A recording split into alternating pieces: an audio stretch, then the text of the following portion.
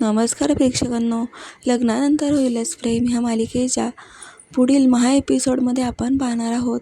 काव्य आता लायब्ररीमध्ये आग लागलेली असते आणि तिथे ती पार्थने दिलेला वॉच शोधत असते. एवढ्या मोठ्या आगीच्या भडक्यामध्ये काव्य आता स्वतःच्या मनाचा जीवाचा विचार न करता पार्थने दिलेला घड्याळ शोधू लागते. आता बाहेर इकडे पार्थ येतो आणि अनिशाला विचारतो, कारण अनिशा खूप जोराजोरात ओरडत असते. ती मदतीचा हात मागत असते.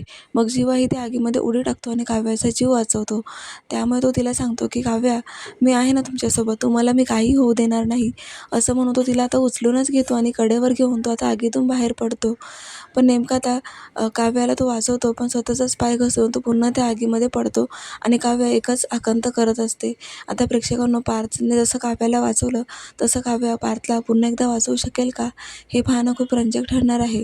तेव्हा आता पार्थने नकळतपणे काव्याला प्रेमाची कबुली दिलेली आहे. खूप जबरदस्त ट्विस्ट आले. पाहत राहा लग्नानंतर होईलच प्रेम. अशा डेली अपडेटसाठी प्रोमोसाठी चॅनलला सबस्क्राईब करा.